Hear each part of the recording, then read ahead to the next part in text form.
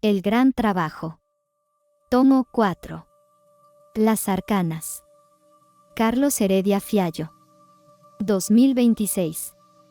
Segunda parte, Arcana Menor, lo oculto en el microcosmos, capítulo 9, Introducción 1. ¿Qué es arcana? No es oculto porque alguien lo esconda, aunque el hechicero trabaja incansablemente para velarlo, sino porque la mente no preparada no puede percibirlo. Lo que está a plena vista puede ser arcano si no hay ojos para verlo. Las tradiciones han preservado las arcanas no como secretos elitistas sino como reconocimiento de una realidad. Hay verdades que solo se revelan a quien ha preparado el instrumento de percepción. No es exclusión, es secuencia. El álgebra es arcana para quien no domina la aritmética, no porque esté prohibida, sino porque es inaccesible sin el fundamento previo. El tomo cuarto se llama Las Arcanas porque revela lo que ha permanecido oculto, la estructura de la ley natural que gobierna el cosmos y el ser humano. No oculto por decreto divino ni por conspiración humana, sino oculto por la naturaleza misma del conocimiento profundo, que requiere preparación para ser reconocido. La naturaleza del ocultamiento arcana proviene del latín arcanus, participio pasivo de arcre, guardar, encerrar, proteger. Designa aquello que está guardado, cerrado con llave, protegido del acceso indiscriminado. Pero esta protección no es arbitraria ni maliciosa. No es que alguien haya decidido esconder el conocimiento para beneficiarse de su exclusividad, aunque el hechicero, como veremos, trabaja precisamente en esa dirección. El arcano es oculto por estructura, no por decreto. Imaginemos un texto escrito en sánscrito. Para quien no conoce esa lengua, el texto está oculto. No porque alguien lo haya escondido, sino porque el instrumento de lectura, el conocimiento del sánscrito, no está presente. El texto está ahí, visible, accesible, pero permanece arcano mientras no se posea la llave que lo abre. Así ocurre con las verdades fundamentales que gobiernan el cosmos y al ser humano. No están ocultas en lugares remotos ni protegidas por guardianes invisibles. Están a plena vista, pero requieren un instrumento de percepción preparado para ser reconocidas. El error de la conspiración es tentador pensar que lo arcano está oculto porque fuerzas oscuras lo han velado deliberadamente. Esta interpretación, aunque contiene una verdad parcial, es en sí misma un velo. El hechicero, esa estructura de poder que opera en todas las épocas, efectivamente trabaja para mantener oculto el conocimiento de la ley natural. Pero su método no es principalmente el ocultamiento físico, sino el ocultamiento perceptual. No esconde los libros, esconde la capacidad de leerlos. No prohíbe las enseñanzas, las vacía de significado mediante la distorsión del lenguaje. El hechicero sabe que un texto que describe la estructura de la realidad, leído por una mente que ha sido entrenada para ver solo superficies, no revelará su profundidad. No necesita quemar los libros herméticos, necesita asegurarse de que quienes los lean los interpreten como curiosidades históricas, mitología primitiva o, peor aún, como fundamentos para religiones institucionales que distorsionan su mensaje. Por eso la primera comprensión del término arcano debe corregir la noción de conspiración externa. Lo arcano no está escondido detrás de puertas cerradas, está oculto en la incapacidad de ver lo que está delante. La puerta no tiene cerrojo, tiene requisito. Arcano como requisito, no como prohibición. Las tradiciones que preservaron las arcanas, los misterios, los secretos, los conocimientos reservados, no lo hicieron por elitismo. No buscaban crear una casta de iniciados que se diferenciara de las masas ignorantes. Preservaron las arcanas porque reconocieron una realidad estructural. Hay conocimientos que no pueden transmitirse directamente porque requieren preparación previa. El álgebra es arcana para quien no domina la aritmética. No porque los algebristas formen una élite que oculta sus fórmulas, sino porque sin el fundamento aritmético, las fórmulas algebraicas son meros garabatos sin significado. El estudiante de álgebra no es iniciado en un misterio, es simplemente alguien que ha completado la secuencia necesaria. Así es con las arcanas herméticas. No son secretos que se revelan mediante contraseñas o ritos iniciáticos externos. Son verdades que se revelan cuando el instrumento de percepción ha sido preparado mediante el trabajo previo, el dominio del trivium, la comprensión del quadrivium, la práctica de la introspección, la disciplina del pensamiento. La exclusión aparente es en realidad secuencia. No hay puerta cerrada, hay escalera que debe subirse peldaño a peldaño. Las dos formas de lo arcano podemos distinguir dos modos en que algo permanece arcano. Arcano por naturaleza del conocimiento. Algunas verdades son inherentemente arcanas porque su naturaleza misma exige preparación. La comprensión de la polaridad, por ejemplo, no puede darse a una mente que opera exclusivamente en binarios rígidos. Bien / diagonal mal, verdadero / diagonal falso, nosotros / diagonal ellos. La mente debe primero ser flexibilizada, ampliada, capacitada para ver gradaciones, espectros, escalas. Hasta que esto ocurre, la polaridad permanece oculta, no porque alguien la esconda, sino porque la estructura de la mente no puede albergarla. Arcano por intervención del hechicero. Otras verdades son mantenidas arcanas deliberadamente mediante técnicas de ocultamiento perceptual. El hechicero, la estructura de poder que opera desde la ignorancia de la ley, trabaja para que las verdades fundamentales no sean reconocidas. Sus técnicas incluyen la distorsión del lenguaje, usar palabras que designaban principios cósmicos para referirse a instituciones humanas. Ley que designaba el orden natural ahora designa decretos estatales. Derecho que designaba lo recto según naturaleza ahora designa permisos otorgados por autoridad. La fragmentación del conocimiento, separar disciplinas que deberían estar unidas.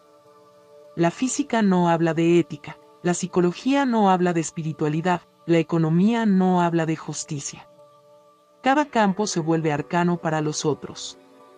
La sustitución de la experiencia por la información. Hacer creer que conocer algo es haber leído sobre ello, no haberlo experimentado.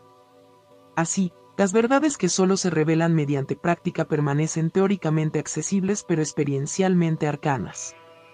El tomo cuarto, revelación de lo arcano. El tomo cuarto tiene precisamente como propósito revelar lo que ha permanecido oculto no por decreto divino ni por conspiración humana, sino por la naturaleza misma del conocimiento profundo. Este tomo no presenta verdades nuevas. No hay novedad en las arcanas, son tan viejas como el cosmos mismo, porque son la estructura del cosmos. Lo que este tomo hace es quitar los velos que han impedido su reconocimiento. Los velos son múltiples. El velo del materialismo científico que reduce todo a mecanismo sin mente, el velo del dogmatismo religioso que reduce todo a obediencia sin comprensión, el velo del lenguaje corrompido que ya no conecta con lo real, el velo de la educación fragmentada que enseña piezas sin mostrar el todo, el velo de la distracción constante que impide la introspección. Quitar estos velos no es fácil. Requiere trabajo. Requiere que el lector esté dispuesto a cuestionar supuestos, a reaprender palabras, a ver con nuevos ojos lo que creía comprender. La llave que abres y el arcano es lo que requiere llave. ¿Cuál es la llave? La llave es preparación. No es una contraseña que se pronuncia, es un estado que se alcanza. La preparación incluye preparación intelectual, dominio del trivium que permite pensar con claridad, sin contradicciones, con precisión, preparación perceptual, desarrollo de la capacidad de ver patrones, de reconocer correspondencias, de percibir vibraciones, preparación moral, integridad que permite ver sin distorsión defensiva, honestidad que permite reconocer lo que se ve, preparación práctica, disciplina de la atención, de la introspección, del trabajo consciente sobre uno mismo sin esta preparación, las arcanas permanecen cerradas. No porque alguien las cierre, sino porque no hay oído que escuche, no hay ojo que vea, no hay corazón que comprenda. Con esta preparación, las arcanas se abren. No de golpe, no completamente, no de manera definitiva. Se abren gradualmente, revelando capas de profundidad que antes eran invisibles. Cada vez que se quita un velo, se revela otro nivel. El proceso no tiene fin porque la profundidad de la ley es infinita. El compromiso del lector entender que es arcana implica asumir una responsabilidad. El conocimiento arcano no es para acumular, es para transformar. Quien lee las arcanas sin intención de aplicarlas, sin compromiso de transformarse, sin disposición a cambiar, no está realmente leyendo. Está mirando la llave sin usarla, contemplando la puerta sin cruzarla.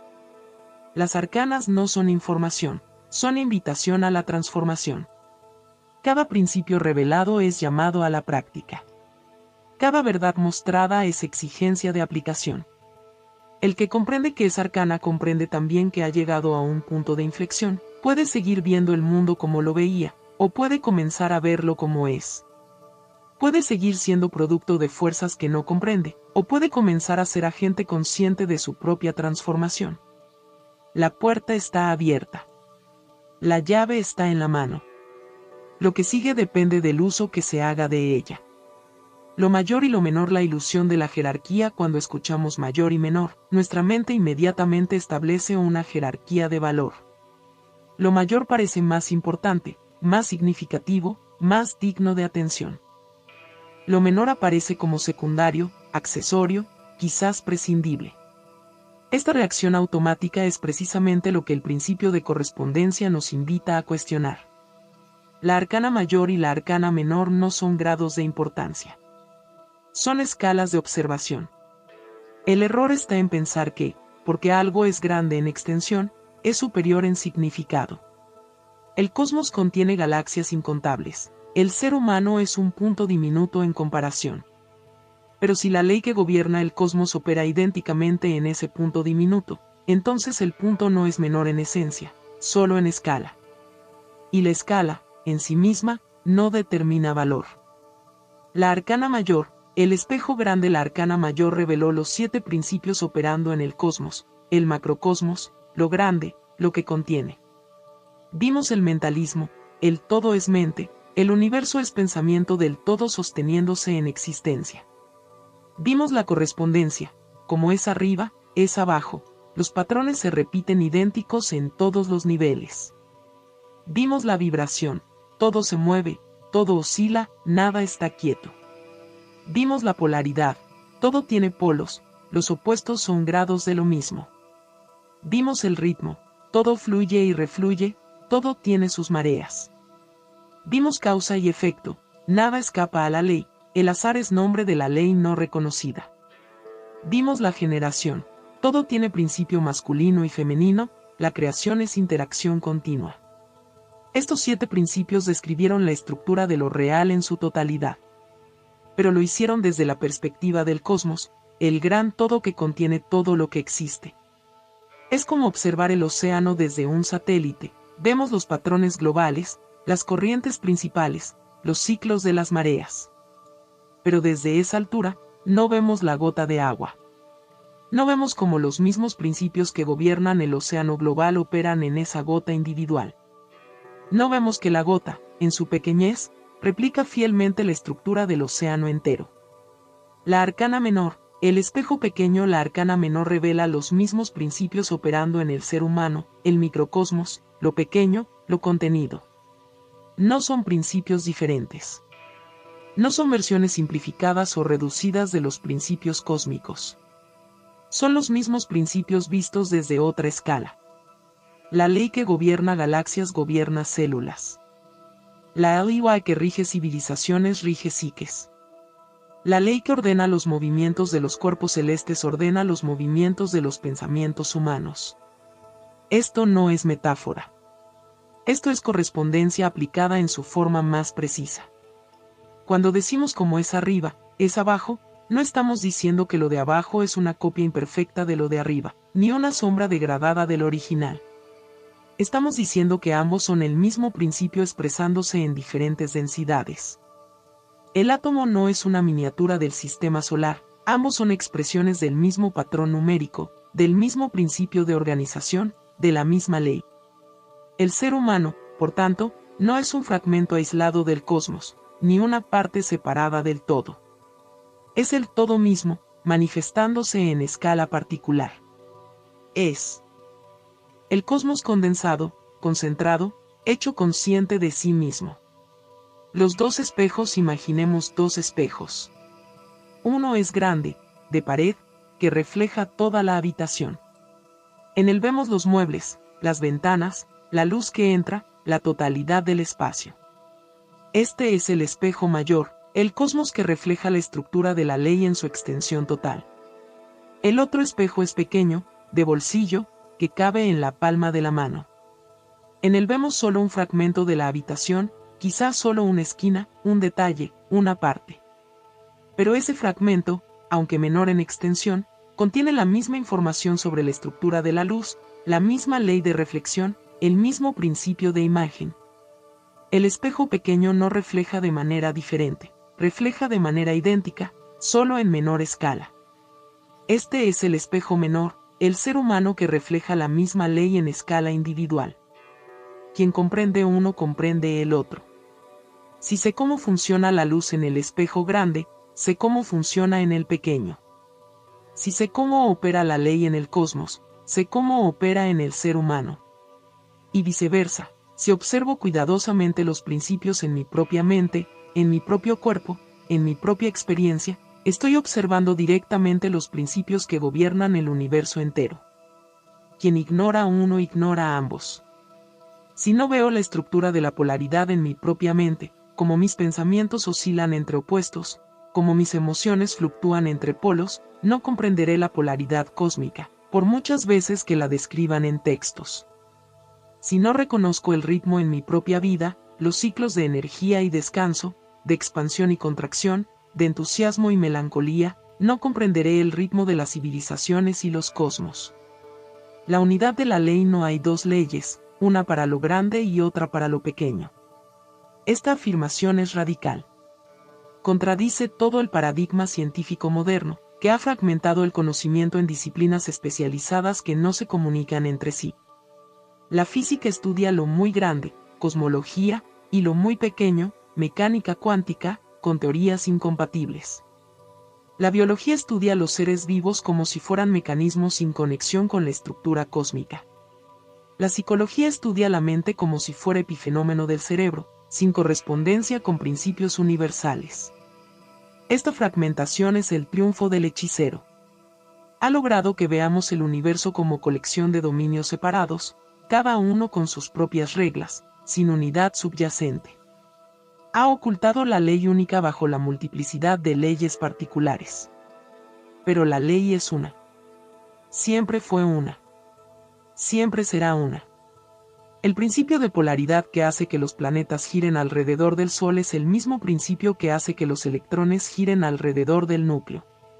El principio de vibración que hace que las estrellas pulsen es el mismo que hace que mi corazón lata. El principio de causa y efecto que gobierna la caída de los imperios gobierna la caída de mis pensamientos en la mente. La práctica de la correspondencia, comprender que lo mayor y lo menor son escalas de observación, no grados de importancia, transforma la manera de estudiar y de vivir. Significa que cada observación del microcosmos es conocimiento del macrocosmos. Cuando observo cómo mi propia mente oscila entre la duda y la certeza, estoy observando el principio de polaridad que opera en la estructura entera de la realidad. Cuando noto cómo mi energía sigue ciclos de actividad y reposo, estoy reconociendo el ritmo que pulsa en los ciclos cósmicos. Significa también que cada principio cósmico es aplicable al desarrollo personal. No necesito ir al espacio para comprender la vibración, necesito prestar atención a cómo vibran mis pensamientos. No necesito estudiar astrofísica para comprender la correspondencia, necesito ver cómo mi estado interno se corresponde con mi experiencia externa. El alquimista no necesita un laboratorio cósmico. Su propio ser es el laboratorio. Su propia mente es el campo de experimentación. Sus propios procesos psicológicos son los materiales del gran trabajo. La inversión del hechicero. El hechicero ha trabajado para que no veamos esta correspondencia. Ha creado la ilusión de que lo humano es insignificante frente a lo cósmico, o que lo cósmico es irrelevante para lo humano. Dos estrategias opuestas, mismo resultado, separación. Por un lado, el materialismo cosmológico enseña que el ser humano es un accidente insignificante en un universo vasto e indiferente. Somos polvo de estrellas, pero polvo sin significado, sin propósito, sin conexión con la estructura del todo. El universo opera según leyes físicas, nosotros operamos según química cerebral. No hay correspondencia porque no hay unidad de naturaleza. Por otro lado, el dogmatismo religioso enseña que lo divino está tan lejos, tan trascendente, tan separado de lo humano, que solo puede alcanzarse mediante mediación institucional. El ser humano es criatura caída, naturaleza corrupta, alma que necesita salvación desde afuera. No hay correspondencia porque hay separación ontológica entre lo humano y lo divino. Ambas estrategias ocultan la misma verdad. El ser humano es el espejo del cosmos, y el cosmos es el espejo del ser humano. Ambos son expresiones de la misma ley, manifestaciones de la misma unidad, reflejos del mismo principio. El trabajo de la arcana menor es, por tanto, trabajo de aplicación. Si la arcana mayor fue contemplación del cosmos, la arcana menor es contemplación de sí mismo, pero un sí mismo reconocido como microcosmos, como espejo fiel del todo. No se trata de reducir lo grande a lo pequeño, de hacer que los principios cósmicos quepan en la psicología humana. Se trata de reconocer que nunca estuvieron separados. El principio que hace girar las galaxias es el mismo que hace oscilar mis emociones. La diferencia es de escala, no de esencia. El trabajo que sigue, el estudio de los hemisferios cerebrales, de los tres cerebros, de la conciencia y la consciencia, del testigo, no es una reducción de la metafísica a la psicología. Es la revelación de que la psicología siempre fue metafísica, de que la estructura del ser humano siempre fue expresión de la estructura del cosmos. Lo menor no es menos. Es el mismo todo, visto desde adentro. El microcosmos más que metáfora, las tradiciones antiguas llamaron al ser humano microcosmos, el pequeño mundo. Pero esta denominación no era poética. No era una imagen bonita para expresar que el ser humano es complejo, o que contiene muchos elementos, o que es un mundo en el sentido vago de ser rico y variado. Microcosmos es descripción estructural. El taoísmo lo expresó: el ser humano es el triángulo entre cielo y tierra.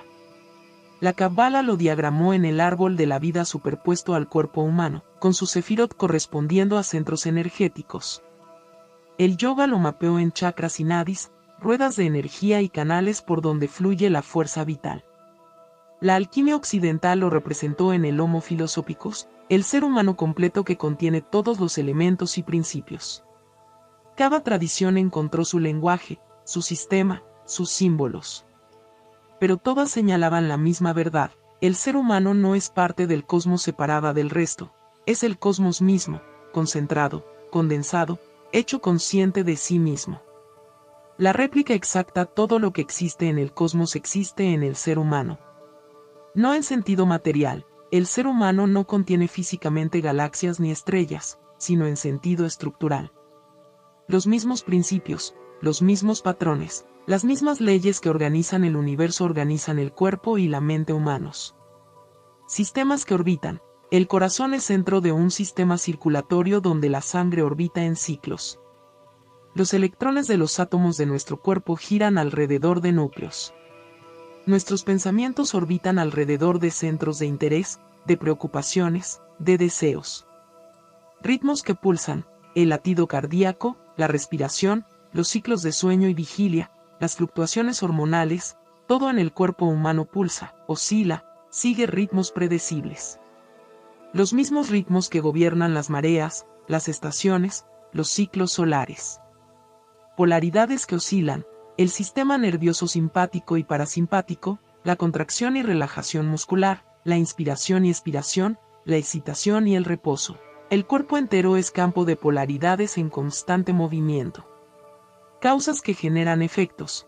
Cada pensamiento que surge en la mente genera cascadas de efectos neuroquímicos, emocionales, conductuales. Cada acción del cuerpo tiene consecuencias en el entorno que retornan como nuevas causas. La cadena causal opera en nosotros tan inexorablemente como en los cielos. La mente como espejo: si el cuerpo replica la estructura cósmica, la mente la replica aún más fielmente. Pensamientos que vibran. Cada pensamiento es vibración mental, movimiento ondulatorio en el campo de la conciencia. Unos vibran rápido, los de claridad, intuición, alegría. Otros vibran lento, los de confusión, pesadez, melancolía.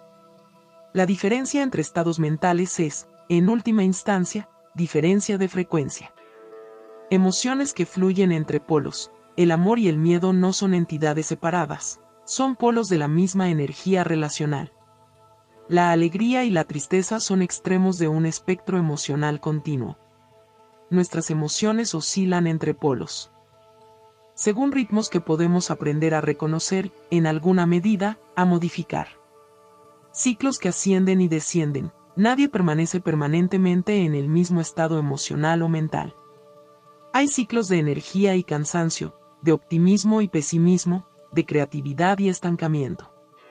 Estos ciclos no son patología, son expresión del ritmo cósmico operando en escala individual.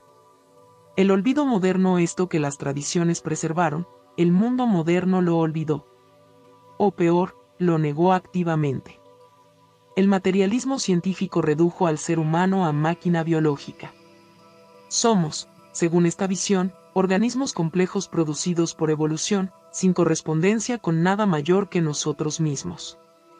El universo es mecanismo ciego, nosotros somos mecanismo consciente por accidente. No hay estructura cósmica que repliquemos, hay solo química, física, biología, sin unidad, sin propósito, sin conexión. El dogmatismo religioso redujo al ser humano a criatura caída. Somos, según esta visión, seres corruptos por naturaleza, separados de lo divino por un abismo infranqueable, dependientes de salvación externa. No somos espejo del cosmos, somos mancha en el cosmos. No replicamos la estructura divina, la hemos perdido y debemos recuperarla mediante fe, ritual, obediencia. Ambas reducciones, aparentemente opuestas, convergen en el mismo resultado, cortan la conexión. El ser humano deja de verse como microcosmos y se ve como fragmento aislado. Ya sea fragmento de materia sin propósito, o fragmento de creación dependiente de voluntad ajena. En ambos casos, el resultado es impotencia. Si soy máquina biológica, no puedo cambiar mi naturaleza, solo puedo aceptarla y administrarla. Si soy criatura caída, no puedo salvarme a mí mismo, solo puedo esperar salvación externa. En ambos casos, renuncio a la posibilidad de transformación consciente, de alineación con la ley, de participación activa en la creación. La restauración, la arcana menor, restaura la conexión. No mediante negación de la ciencia ni rechazo de la espiritualidad, sino mediante comprensión más profunda de ambas. Muestra cómo la Iowa Natural opera en el ser humano, no como teoría abstracta, sino como mapa operativo. Un mapa que podemos usar para navegar nuestra propia estructura, para comprender nuestros procesos, para transformar nuestra experiencia. Este mapa no nos hace especiales en el sentido de diferentes en naturaleza del resto del cosmos. Nos hace especiales en el sentido de conscientes. Somos la parte del cosmos que puede reconocer la ley que la gobierna. Somos el espejo que puede ver su propio reflejo. Somos el microcosmos que, al comprenderse, comprende el macrocosmos. La práctica del microcosmos, entender que somos microcosmos, no es información, es invitación a la práctica. Significa que puedo estudiar el cosmos estudiándome a mí mismo. No necesito telescopios para comprender la polaridad, necesito observar cómo mi mente oscila entre opuestos. No necesito aceleradores de partículas para comprender la vibración, necesito sentir cómo vibran mis pensamientos. No necesito historias de civilizaciones para comprender el ritmo, necesito reconocer los ciclos de mi propia energía. Significa también que puedo transformar mi experiencia del cosmos transformándome a mí mismo. Si elevo mi vibración interna, elevo mi experiencia de la realidad. Si integro las polaridades de mi psique, integro mi percepción del mundo. Si alineo mis acciones con la ley, alineo mi vida con el orden cósmico. El microcosmos no es prisión, es laboratorio. No es reducción, es concentración de poder. No es separación del todo, es el todo hecho manejable, observable, transformable. El ser humano completo, el Homo philosophicus de las tradiciones, es imagen del todo. No en escala, somos infinitamente pequeños comparados con galaxias. Pero en estructura, los mismos principios, los mismos patrones, las mismas leyes. Somos el universo que se ha vuelto consciente de sí mismo, el cosmos que se ha concentrado en un punto capaz de reflexión. Esta comprensión no es arrogancia.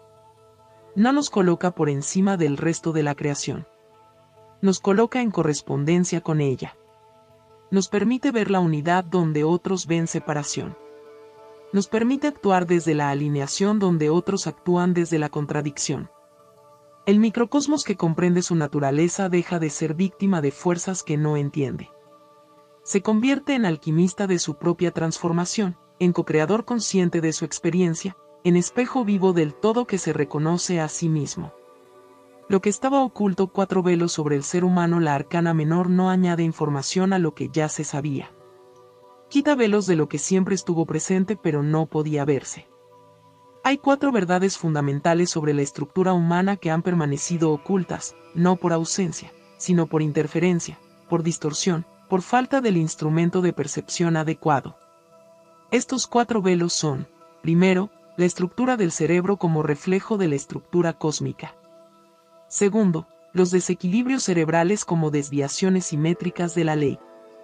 Tercero, la diferencia entre conciencia y conciencia. Cuarto, el testigo que observa los 3 cerebros. Cada uno de estos velos, una vez levantado, revela no algo nuevo sino algo obvio en retrospectiva. La reacción típica no es nunca lo hubiera imaginado, sino como no lo vi antes. Primero, el cerebro como espejo cósmico. El cerebro humano no es órgano cualquiera. Es la expresión biológica más compleja de la Iowa Natural que conocemos en este planeta. Sus 2 hemisferios no son división arbitraria ni accidente evolutivo. Son expresión viva de la polaridad universal. El hemisferio izquierdo es principio yang, analítico, lineal, secuencial, enfocado en la diferenciación. El hemisferio derecho es principio yin, sintético, holístico, simultáneo, enfocado en la integración. Esta polaridad no es problema que resolver, es estructura que integrar. Los hemisferios no deberían competir ni uno dominar al otro. Deberían funcionar como los polos de cualquier sistema funcional, en alternancia armónica, en complementariedad dinámica, en equilibrio que permite el movimiento. Los 3 cerebros, reptiliano, límbico, neocórtex, no son capas superpuestas por azar. Son expresión de los 3 órdenes de manifestación. El reptiliano corresponde al orden físico, supervivencia, instinto, respuesta mecánica. El límbico corresponde al orden emocional, afecto, memoria, respuesta de apego. El neocórtex corresponde al orden mental, abstracción, planificación, respuesta deliberada. Esta tríada no es jerarquía de valor sino jerarquía de función. Ninguno es superior en sí mismo, cada uno es superior en su dominio. El problema no es tener 3 cerebros, es que operen desalineados, en conflicto, sin dirección unificada. El puente entre los hemisferios, el cuerpo calloso, no es mera anatomía. Es expresión viva del principio de integración. Es el lugar donde los opuestos se comunican, donde la polaridad se reconcilia en función.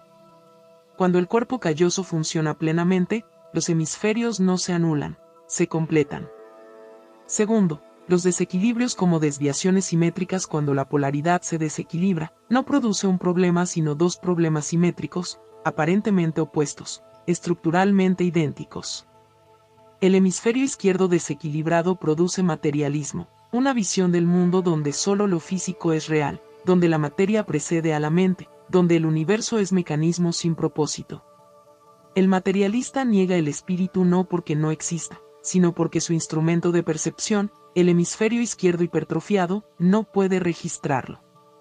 El hemisferio derecho desequilibrado produce dogmatismo, una visión del mundo donde lo trascendente es tan real que lo inmanente se vuelve ilusorio, donde la fe precede a la razón, donde el universo es misterio inaccesible a la comprensión. El dogmático niega la razón no porque sea inútil, sino porque su instrumento de percepción, el hemisferio derecho hipertrofiado, no puede operar con ella. Estos 2 extremos, aparentemente opuestos, convergen en el mismo resultado, la negación del libre albedrío y la evasión de la responsabilidad causal. El materialista dice, soy producto de causas físicas, no soy responsable de lo que pienso ni de lo que hago. El dogmático dice, soy producto de la voluntad divina, No soy responsable de mi salvación ni de mi condena. Ambos se liberan de la responsabilidad. Ambos renuncian al poder de transformación consciente.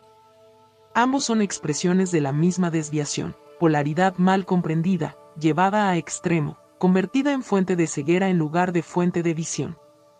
Esta convergencia no es coincidencia. Es estructura. Es la demostración de que los opuestos extremos son el mismo polo visto desde diferentes ángulos. Es la prueba viviente de que el problema no está en elegir entre materialismo y dogmatismo, sino en integrar ambos en una visión que trasciende la dicotomía. Tercero, conciencia y conciencia. El lenguaje moderno ha borrado una distinción esencial. Usamos conciencia para todo, confundiendo dos facultades radicalmente diferentes. Conciencia, del latín conscire, saber con, saber junto, es la facultad perceptiva. Es la capacidad de registrar experiencia, de ser consciente de algo. Es el campo en el que aparecen los fenómenos, pensamientos, emociones, sensaciones, percepciones. Conciencia, del latín conscientia, conocimiento con, conocimiento compartido, es la facultad moral. Es la capacidad de distinguir bien de mal, de reconocer la rectitud o desviación de una acción. Es el juicio moral, la brújula ética, el sentido del deber. Estas dos facultades pueden existir independientemente. Una persona puede ser altamente consciente, percatarse de todo lo que ocurre en su mente, pero tener conciencia dormida, no distinguir el bien del mal, no reconocer la desviación ética de sus acciones. Inversamente, una persona puede tener conciencia activa, saber teóricamente que es correcto, pero conciencia dormida, no percibir los procesos internos que la llevan a violar sus propios principios.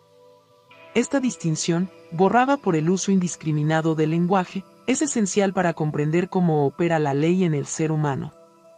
La L.I. Ashrow no solo requiere que sepamos que es correcto, conciencia, requiere que seamos conscientes de cómo nuestros procesos internos nos alejan o acercan a ese correcto, conciencia. El alquimista desarrolla ambas en paralelo.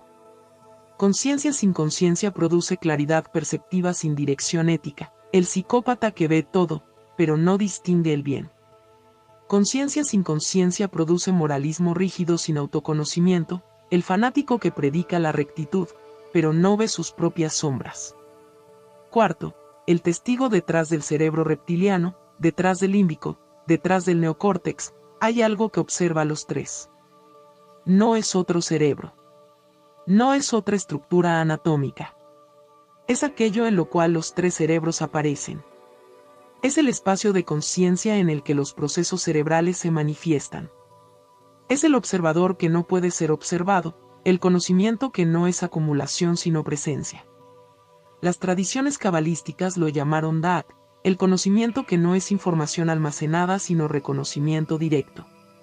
No es la céfira de la mente racional, que sería Binah o Oma, es la céfira del conocimiento que surge de la unión de lo que conoce con lo conocido. El testigo es fundamento de los tres cerebros. Sin el testigo, no hay quien aplique los principios. Los tres cerebros pueden funcionar mecánicamente, el reptiliano manteniendo la supervivencia, el límbico generando emociones, el neocórtex procesando información, pero sin dirección, sin integración, sin propósito.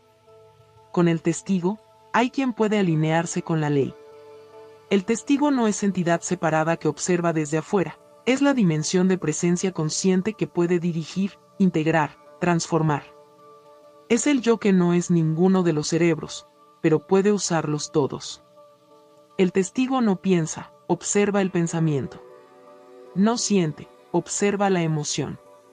No actúa, observa la acción. Desde esa observación sin identificación, desde esa presencia sin apego, puede surgir la acción alineada, no reactiva, no mecánica, no condicionada, sino consciente. La revelación progresiva. Estos cuatro velos no se levantan de golpe. Se revelan progresivamente, en secuencia. Primero, reconocemos que el cerebro es espejo cósmico, esto requiere comprensión intelectual de la correspondencia. Segundo, vemos nuestros propios desequilibrios como desviaciones de la ley, esto requiere honestidad, introspección, disposición a ver lo que no queremos ver. Tercero, Distinguimos entre conciencia y conciencia. Esto requiere precisión en el uso del lenguaje y en la observación interna. Cuarto, contactamos al testigo. Esto requiere práctica de atención, meditación, presencia consciente. Cada velo levantado revela el siguiente. Cada revelación prepara la siguiente. No hay atajos, hay secuencia natural de despertar. Lo que se revela una vez levantados los velos, lo que aparece no es misterio sobrenatural sino estructura obvia. El cerebro ya no es máquina biológica sino instrumento de la ley.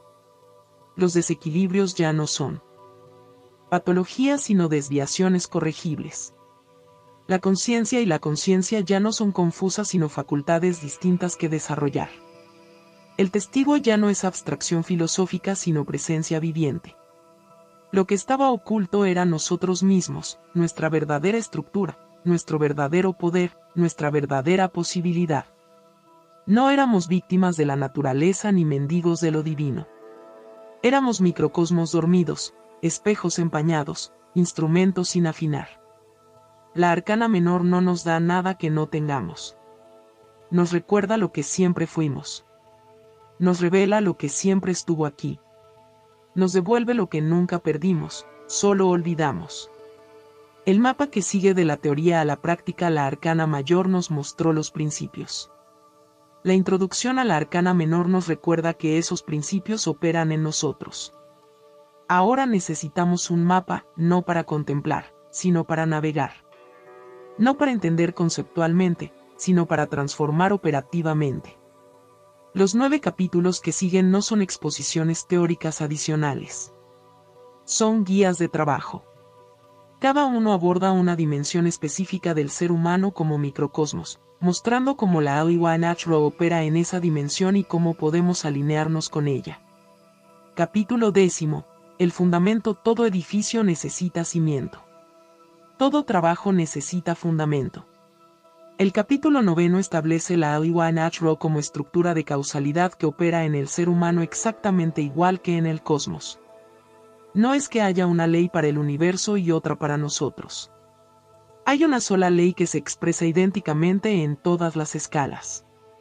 Este capítulo responde a la pregunta, ¿qué gobierna? ¿Qué principios inmutables operan en mi estructura física, emocional, mental? ¿Cómo se manifiestan el mentalismo, la correspondencia, la vibración, la polaridad, el ritmo, la causa y efecto, y la generación en mi propio ser? Sin este fundamento, todo lo que sigue sería técnica sin contexto. Con él, cada práctica posterior tiene sentido, dirección, propósito. Capítulo 11. Los 2 hemisferios. El cerebro es el órgano más polarizado del cuerpo humano. Sus 2 hemisferios no son duplicados, son complementarios. El hemisferio izquierdo es yang, analítico, secuencial, lógico, enfocado en la diferenciación, el detalle, la estructura. Es el que nombra, categoriza, mide, calcula. El hemisferio derecho es yin, sintético, simultáneo, intuitivo, enfocado en la integración, el todo, el significado. Es el que siente, reconoce, conecta, crea. Este capítulo no celebra uno ni rechaza el otro. Ambos son necesarios, ambos son insuficientes solos. El problema del mundo moderno no es que usemos el hemisferio izquierdo, es que lo usemos exclusivamente, dejando al derecho atrofiado o marginado. El capítulo explora cómo funciona cada hemisferio, qué capacidades aporta, y, crucialmente, cómo se desequilibran cuando uno domina al otro. Capítulo 12. Los desequilibrios. Aquí llegamos al terreno del diagnóstico. ¿Qué pasa cuando la polaridad se corrompe? El hemisferio izquierdo extremo produce materialismo, reducción de todo a mecanismo, negación de lo trascendente, confianza ciega en la medición, desprecio por la intuición. Es el científico que no puede ver más allá de sus instrumentos, el tecnócrata que reduce lo humano a datos. El hemisferio derecho extremo produce dogmatismo, sumisión a autoridades externas, negación de la razón crítica, confianza ciega en la revelación, desprecio por la evidencia. Es el creyente que no cuestiona, el místico que abandona la discriminación.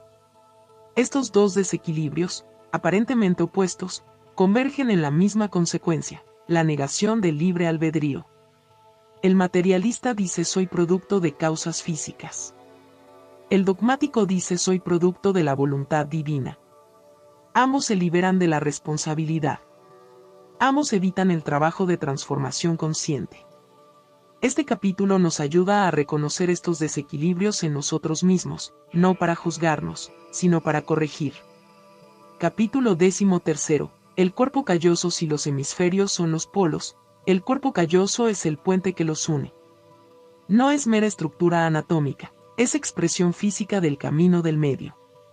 Es el lugar donde lo analítico y lo intuitivo se comunican, donde lo yang y lo yin se reconcilian, donde la polaridad se integra sin anularse. Un cuerpo calloso funcional permite que la información fluya entre hemisferios, que cada uno aporte lo suyo, que surja una síntesis superior a la suma de las partes. Un cuerpo calloso disfuncional mantiene a los hemisferios aislados, generando personalidad fragmentada, pensamiento estereotipado, creatividad bloqueada. Capítulo 14. Los tres cerebros. Más allá de la división en hemisferios, el cerebro humano tiene tres niveles evolutivos: el reptiliano, tronco encefálico, supervivencia, instinto, respuestas automáticas, territorialidad, agresión o sumisión. Es el cerebro de la serpiente, del pez, del reptil. Opera en modo si/diagonal no, ataca/diagonal huye, vive/diagonal muere. El límbico, sistema límbico, emoción, memoria, apego, vínculo, aprendizaje asociativo. Es el cerebro del mamífero. Opera en modo agradable/diagonal desagradable, familiar/diagonal extranjero, seguro/diagonal peligroso. El neocórtex, corteza cerebral, razón, abstracción, lenguaje, planificación, voluntad consciente. Es el cerebro del humano. Opera en modo verdadero/diagonal falso, coherente/diagonal incoherente, eficaz/diagonal ineficaz. Este capítulo describe cómo estos tres cerebros deberían funcionar en jerarquía: el neocórtex dirigiendo, el límbico aportando carga emocional y memoria, el reptiliano manteniendo la supervivencia. Y describe cómo funcionan en desorden: el reptiliano dominando mediante pánico, el límbico secuestrando mediante adicción emocional, el neocórtex racionalizando lo que los otros imponen. Capítulo 15. La integración. Conocer los tres cerebros no es suficiente. Hay que integrarlos.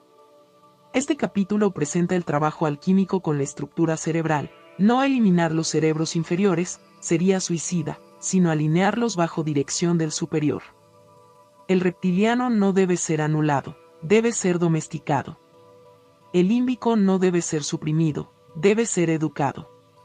El neocórtex no debe ser hipertrofiado, debe ser equilibrado. La integración significa que el miedo reptiliano no domine las decisiones, que la adicción límbica no secuestre la voluntad, que la racionalización neocortical no justifique lo injustificable. Significa que cada nivel aporte su función al servicio del todo. Capítulo 16. Conciencia y conciencia. Aquí profundizamos en la distinción que la introducción apenas esbozó. Conciencia es la facultad perceptiva, el campo en que aparecen los fenómenos. Es cuanto veo, cuanto registro, cuanto percibo de mi propio funcionamiento interno. Conciencia es la facultad moral, la capacidad de distinguir recto de torcido. Es cuanto discrimino, cuanto juzgo correctamente, cuanto reconozco la alineación o desviación respecto a la ley. Este capítulo explora cómo estas dos facultades se desarrollan en paralelo, pero no automáticamente. Podemos ser muy conscientes, percatarnos de todo, pero tener conciencia dormida, no distinguir el bien del mal. Podemos tener conciencia teórica, saber que es correcto, pero conciencia deficiente, no ver cómo violamos nuestros propios principios. El alquimista necesita ambas despiertas. Conciencia para ver lo que ocurre. Conciencia para saber qué hacer con lo que ve. Capítulo 17.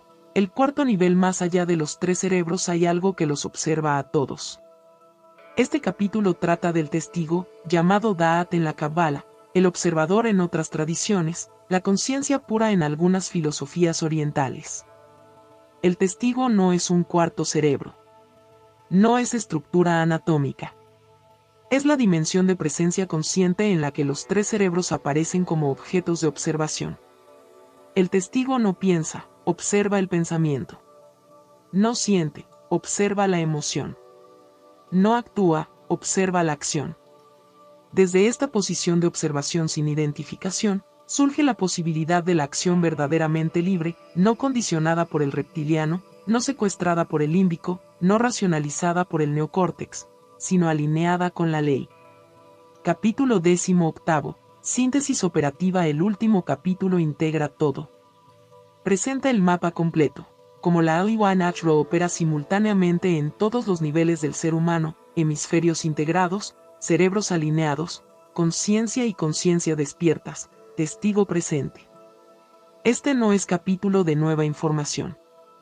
Es capítulo de aplicación integrada. Muestra cómo todo lo anterior se combina en un modo de ser, el alquimista operando en el mundo desde la alineación con la ley, transformándose para transformar, conociéndose para conocer. La síntesis operativa significa que ya no estamos estudiando principios, estamos siendo principios. Que ya no estamos aprendiendo sobre el microcosmos, estamos viviendo como microcosmos conscientes. El recorrido completo. Los 9 capítulos forman un camino progresivo. 10. Fundamento. Saber que gobierna. 11. Hemisferios. Conocer la polaridad básica. 12. Desequilibrios. Diagnosticar las desviaciones. 13. Cuerpo calloso. Restaurar la integración polar. 14.3 Cerebros. Conocer la estructura vertical. 15. Integración. Alinear los 3 niveles. 16. Conciencia/conciencia. Despertar las facultades morales y perceptivas. 17. Testigo. Contactar el fundamento observador. 18. Síntesis. Vivir desde la alineación completa. Este no es el único camino posible. Pero es un camino coherente, que va de lo más externo, la estructura cerebral, a lo más interno, el testigo, de lo más teórico, el fundamento, a lo más práctico, la síntesis operativa. ¿Cómo usar este mapa? El mapa no es para leer de una vez. Es para habitar. Cada capítulo merece tiempo. Merece lectura, reflexión, práctica, observación en uno mismo. No se trata de acumular información sobre los hemisferios, se trata de observar cómo funcionan tus hemisferios. No se trata de entender teóricamente los 3 cerebros, se trata de notar cuál domina en cada momento de tu vida. El mapa es espejo. Cada descripción es invitación a la autoobservación. Cada principio es llamado a la práctica. Cada capítulo es etapa de un trabajo que no tiene fin, solo profundización creciente. La correspondencia completa. Los 2 espejos frente a frente. Hemos llegado al punto de síntesis. La arcana mayor nos mostró el cosmos como pensamiento vibrando entre polos, pulsando en ritmos, encadenando causas y efectos, generando manifestación continua. Era la visión desde arriba, el todo contemplándose a sí mismo en infinitas formas. La arcana menor nos muestra al ser humano como exactamente lo mismo en escala menor. La mente individual vibrando entre polos emocionales, pulsando en ritmos biológicos, generando pensamientos que causan acciones que causan consecuencias. El ser humano como fragmento del todo capaz de reconocerse a sí mismo. Estos no son 2 mundos. Es un solo mundo visto desde 2 escalas. La dependencia mutua. Sin la arcana mayor, la arcana menor carece de fundamento. Si estudiáramos los hemisferios cerebrales, los 3 cerebros, la conciencia y el testigo sin comprender que son expresiones de principios universales, caeríamos en el reduccionismo psicológico. El ser humano sería accidente biológico complejo, interesante quizás, pero sin conexión con nada mayor, sin participación en el orden cósmico, sin responsabilidad más allá de la supervivencia. Seríamos estudiar el árbol sin saber que es parte del bosque. Sin la arcana menor, la arcana mayor carece de aplicación. Si comprendiéramos los 7 principios solo como descripción del universo físico, lejano, abstracto, serían bellas abstracciones sin relevancia para la vida cotidiana. Saber que todo vibra en galaxias distantes no cambia nada si no veo cómo vibran mis propios pensamientos. Sería estudiar el bosque sin tocar un solo árbol. Juntas, revelan el mapa completo. La la correspondencia no es simplemente que lo de arriba se parece a lo de abajo. Es la afirmación de que hay una sola ley manifestándose idénticamente en todos los niveles. El mentalismo que hace que el todo sea mente hace que mi mente sea expresión de esa mente total. La correspondencia que conecta todos los planos conecta mi plano interno con el cosmos externo. La vibración que mueve las estrellas mueve mis emociones. La polaridad que estructura el universo estructura mi psique. El ritmo que pulsa en civilizaciones pulsa en mi respiración. La causa y efecto que gobierna galaxias gobierna mis decisiones. La generación que crea mundos crea mis pensamientos. No hay excepción. No hay zona libre donde la ley no opere. No hay solo humano separado del cósmico.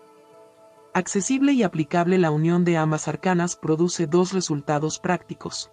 Primero, lo cósmico se vuelve accesible. No necesito un telescopio para estudiar la polaridad cósmica. La estudio en mi propia oscilación entre certeza y duda. No necesito un acelerador de partículas para entender la vibración. La siento en mi propio estado de energía. El universo entero está disponible para mi estudio porque lo llevo dentro. Segundo, lo humano se vuelve transformable. No soy víctima de mi biología ni prisionero de mi psique. Soy expresión de principios universales que, una vez comprendidos, puedo alinear conscientemente. Puedo elevar mi vibración porque sé que es la vibración. Puedo integrar mis polaridades porque comprendo la polaridad. Puedo trabajar con mis ritmos porque reconozco el ritmo. El círculo que se cierra, la correspondencia completa, significa que el camino no va de lo pequeño a lo grande ni de lo grande a lo pequeño. Va en círculo. Comprendo el cosmos comprendiéndome a mí mismo. Me comprendo a mí mismo comprendiendo el cosmos. Cada comprensión del microcosmos ilumina el macrocosmos. Cada comprensión del macrocosmos ilumina el microcosmos. El alquimista no necesita elegir entre trabajo interior y comprensión cósmica. Son el mismo trabajo visto desde diferentes escalas. Transformarme es transformar mi relación con el todo. Comprender el todo es comprender mi verdadera naturaleza. Este es el regalo de la correspondencia completa. Nada está separado, todo está conectado, y esa conexión es operativa. No es mística vaga, es herramienta precisa. No es filosofía abstracta, es mapa práctico. El umbral de la contemplación externa a la contemplación interna, la arcana mayor fue contemplación del cosmos. Se trataba de ver hacia afuera, o más bien, de ver la totalidad que incluye lo que llamamos afuera y adentro como expresiones de un mismo principio. Era el estudio de la ley en su extensión, en su manifestación universal, en su operación sobre los grandes ciclos de la existencia. La arcana menor es contemplación de sí mismo. No es que la dirección cambie de afuera hacia adentro como si fueran dos lugares separados. Es que el punto de observación se reconoce a sí mismo como parte de lo observado. El espejo que contemplaba el cosmos descubre que él mismo es espejo, que su propia estructura replica la estructura del todo. Este reconocimiento no es adquisición de nueva información. Es cambio de naturaleza en el acto de conocer. Ya no hay sujeto que conoce objeto. Hay reconocimiento del sujeto como expresión del mismo principio que constituye el objeto. El conocimiento deja de ser relación entre separados para ser reconocimiento de identidad esencial. El umbral como punto de inflexión. El umbral no es línea que se cruza una vez. Es condición que se reconoce. Es el punto donde la comprensión de los principios deja de ser teórica y se vuelve existencial, no porque cambie el contenido del conocimiento, sino porque cambia el lugar desde donde se conoce. Antes del umbral, los 7 principios son verdades que se aceptan o rechazan, que se entienden o no se entienden, que parecen plausibles o implausibles. Son contenido de pensamiento. Después del umbral, los 7 principios son estructura de la experiencia misma. No se aceptan, se reconocen. No se entienden intelectualmente, se ven operando. No son plausibles o implausibles, son simplemente lo que es, manifestándose en cada momento. El cerebro que lee estas palabras es expresión de polaridad, esto no es metáfora, es descripción estructural. Los dos hemisferios que procesan este texto son los polos yang y yin en operación inmediata. La comprensión que surge, si surge, es el resultado de su integración momentánea. Los pensamientos que surgen mientras se lee son expresión de vibración, ondas de actividad neural que son, en última instancia, el mismo principio que vibra en las estrellas, solo en diferente densidad. No hay dos tipos de vibración, hay un solo principio vibratorio expresándose en escalas diferentes.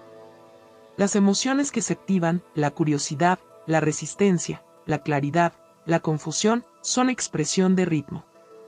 Oscilan entre polos, fluyen y refluyen, siguen sus propias mareas internas. Reconocer esto no requiere técnica, requiere observación sin filtro. Las conclusiones que se forman serán causas de efectos futuros. Esto no es promesa ni amenaza, es descripción de la estructura causal. Cada pensamiento que termina su ciclo deja huella, contribuye al campo, genera consecuencias. La causa y efecto opera aquí tan inexorablemente como en los cielos. El reconocimiento desde adentro, la arcana menor no se estudia desde afuera. Se reconoce desde adentro. Esto no significa que requiera introspección metódica o ejercicios de autoobservación. Significa que su verdad no es verificable mediante instrumentos externos ni mediante autoridad ajena. Su verificación es existencial. El que lee reconoce o no reconoce la estructura descrita en su propia experiencia. No hay método para este reconocimiento. No hay técnica que lo produzca. Hay preparación, la que proporciona el estudio de la arcana mayor, y hay disposición, la que permite ver lo que está delante sin distorsión defensiva. Pero el reconocimiento mismo ocurre o no ocurre. No es resultado de esfuerzo, es resultado de alineación entre el instrumento de percepción y lo que se percibe. Quien cruza este umbral, y cruzar es metáfora temporal de algo que ocurre fuera del tiempo, deja de ser estudiante de principios abstractos. No se convierte en practicante ni en maestro. Simplemente, el reconocimiento transforma la posición desde donde se conoce. Ya no hay yo que estudia principios. Hay principio reconociéndose a sí mismo en la forma particular que llama yo. Hay unidad viéndose en la multiplicidad. He-Ao-Iwa operando en el reconocimiento de su propia operación. El alquimista sin práctica, quien cruza el umbral, comienza a ser alquimista de su propia transformación.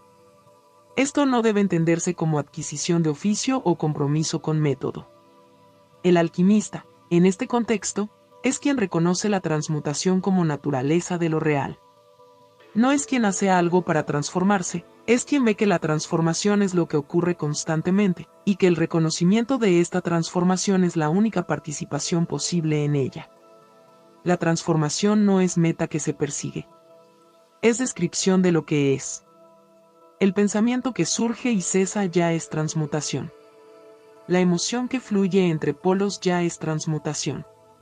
La vida que nace y muere ya es transmutación. El alquimista no añade transformación a lo que es, simplemente reconoce que esto es lo que siempre fue. No hay práctica porque no hay agente separado que practique. Hay reconocimiento del agente como expresión de la misma ley que opera en todo. Y en ese reconocimiento, la noción de práctica se disuelve, no porque no haya acción, sino porque la acción ya no es atribuible a un yo separado que decide y ejecuta. La contemplación final, la arcana mayor, mostró el cosmos como juego de la unidad consigo misma. La arcana menor muestra al ser humano como ese mismo juego en escala que permite el reconocimiento. El umbral es el punto donde el reconocimiento ocurre. No es logro, es gracia. No es mérito, es estructura. No es final, es comienzo de visión. Quien está antes del umbral ve separación, sujeto y objeto, dentro y fuera, yo y el mundo. Quien está después del umbral ve correspondencia, el mismo principio en todas las formas, la misma ley en todas las escalas, la misma unidad en toda multiplicidad. El umbral no se cruza una vez y para siempre. Se cruza en cada instante de reconocimiento. Se olvida y se recuerda. Se pierde y se encuentra. Es el ritmo mismo del despertar. La arcana menor termina donde comenzó, en el reconocimiento de que todo es uno, y que ese uno se manifiesta aquí, ahora, en esta forma particular que lee, que piensa, que reconoce. No hay instrucción final. No hay práctica que realizar. Solo hay esto, el principio que se reconoce a sí mismo en la multiplicidad de sus formas. Y en ese reconocimiento, la obra se completa, no porque termine, sino porque revela que nunca hubo principio ni final, solo el ciclo eterno del uno viéndose en el espejo de lo múltiple.